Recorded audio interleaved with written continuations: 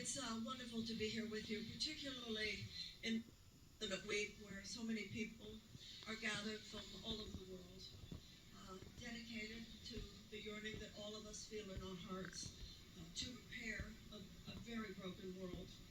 And I think that this is a sobering moment, not only in terms of the condition of the earth, but certainly in terms of war and peace. You know, when I was growing up, and I know that there are many people gathered here who understand what I'm saying because you are near my age. When we talked about a peace movement, we were speaking specifically anti-Vietnam War. We recognize that you can't have a peace movement that fails to recognize the wars that are going on. And when this spiritually based peace movement began several decades ago, and I was here, it was this beautiful celebration of peace. But I'm afraid that what's happening today is that the real war machine, both in this country and on this planet, does not care how much we sing about peace, and does not care how much we gather to talk about peace. And I'm running for President of the United States because I've come to realize that. We need to get real, and we need to get down, and we need to challenge, and we need to confront the fact that there are huge, gargantuan powers in this country and in around the world. They are backed by tremendous force. They are backed by the force of the defense industry called the military-industrial complex in the United States. The military-industrial complex has its clutches and its power no matter who the president is, whether it's a Democrat or a Republican. They don't care how much we sing. They don't care how much young people of the world gather to protest our environmental conditions, whether it has to do with insurance companies or pharmaceutical companies, whether it has to do with big agricultural companies or big food companies, whether it has to do with chemical companies or whether it has to do with gun manufacturers, whether it has to do with big oil companies or it has to do with defense contractors. At this point, they are a force by which corporations run the world. And as long as corporations make as much money as they now do on the ways of war, then it will be very difficult for us to create peace in the world. And I know that's very difficult for those of us who just want to make it all very spiritual. But in every great religious system of the world, you know, there was a crucifixion before there was a resurrection. There was the slavery of the Israelites. There was the journey. Can't skip the crucifixion and go right to the resurrection. That's not transcendence, that's denial. And so I hope that all of us here who are willing on days like today to sing for peace, to pray for peace, to meditate for peace, and to stand for peace, know that the way the world is right now, to be very honest with you, it's going to take a little more than that. Hate is politicized in this country, and now love must become politicized. Yes, bigotry is politicized in this country, and now love must become politicized. Racism and homophobia and anti-Semitism. So the American character, the worst aspects of the human character, have now taken political form in this country in ways that we have not seen in a very long time. This is not about a looming threat. This is about a present reality. This is about black people getting shot at dollar stores. This is about Jewish people getting shot at synagogues. This is about transgender Americans being under threat. And these are wars. This is violence. But we know, as Martin Luther King said, there is negative peace and there is positive peace. Negative peace, he said, is where there's no outright conflict. There's only underlying tension and anxiety. And there is so much underlying tension and anxiety in this country and in this world today. He said peace is a positive. Peace can only be predicated on justice and brotherhood. We must answer murder. We must answer a war machine. We must answer violence. We have to do more than sing, everybody. We have to do more than meditate. We need to do more than talk about it. We've been talking about it for all these years, and I acknowledge the fact that so many of us have been talking about it. I acknowledge the fact that so many of us have been meditating about it. I acknowledge the fact that so many of us have been praying for it. And in my belief system right now, we need to go the next step. It's going to take some courage, and it's going to take some bravery, and it's going to be taking enough of us knowing, okay, this is real now. No more men acting like little boys. No more women acting like little girls. No more pretending that this isn't something as serious as what our ancestors stood for. And I don't want to hear one more of my colleagues or my friends who tell me the whole thing is traumatizing. People say to me, oh, Marianne, if you actually look at what's happening with the war machine, it's traumatizing. Do you think that the people who walked across the bridge at Selma were not traumatized? They didn't know if they were going to bring out the dogs.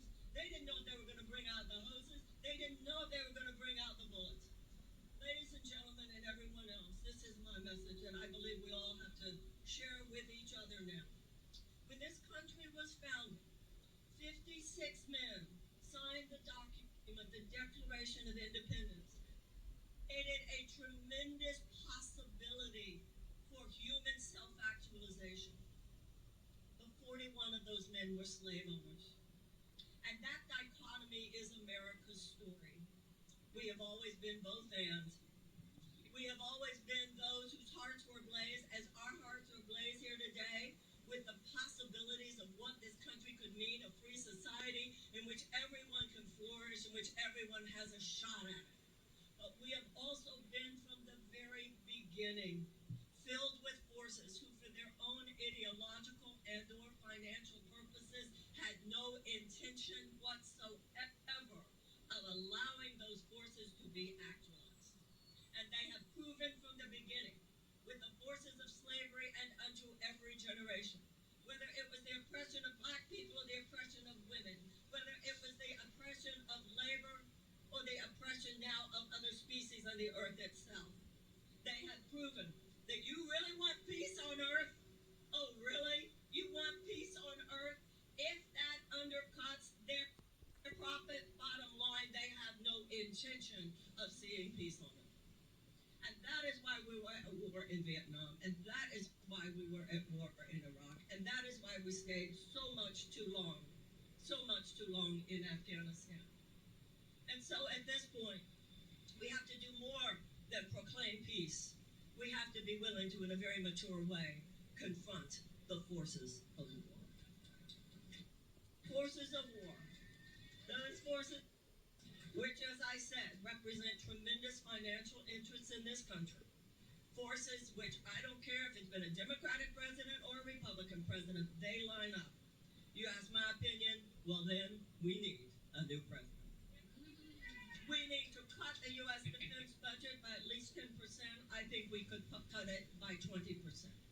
We need to remember what we all know to be true. These people have been telling us for decades that we need to spend so much money on defense because that's our national security. Excuse me, we have so been played. Nobody here thinks the Iraq War made us more secure.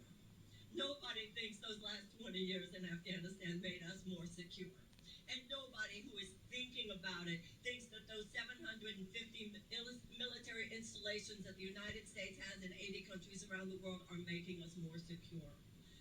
All of those things have squandered our moral authority. They have squandered our military respect. And there are too many people in the world who, when the United States talks about itself as a conduit of peace and democracy, simply roll their eyes. So for those of us who are proclaiming peace, I ask that you join with me and join with all the other millions of people in this country who realize that it is time now for the people to intervene. That system doesn't care that we sing. They don't care that we meditate, and at this point, they don't care that we march. And it is time that we show them actually we care. And we are the people. This country was to be of, as Abraham Lincoln said, a government of the people, by the people, and for the people. Not a government of the corporations, by the corporations, and for the corporations, which it has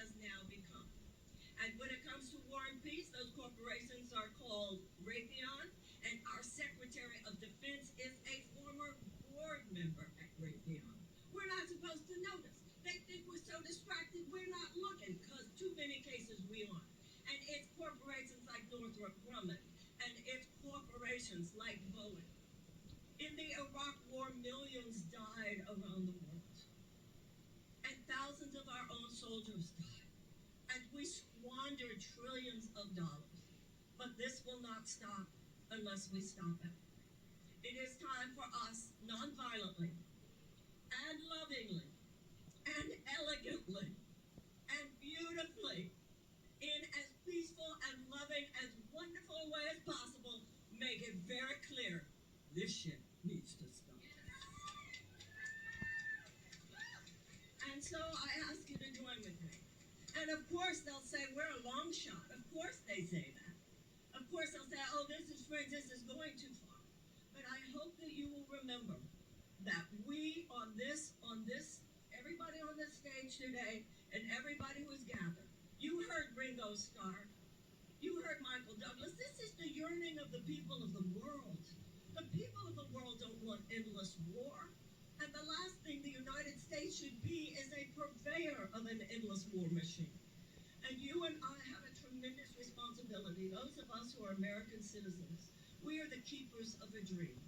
And that dream should be human possibility that does not include endless war. And I'm not saying that the military never has an appropriate use at all. In fact, I support appropriate support of Ukraine. I'm not a pacifist. All I'm saying is that when war serves no other purpose than a bottom line corporate profits for U.S. multinational corporations, something is very, very wrong. And that which is very, very wrong is now baked into the cake. And so we need to look at war and peace the way we look at health and sickness. Health is not the absence of sickness. Sickness is the absence of health. We have to proactively create health. We can't just try to treat sickness. And we need to proactively create peace.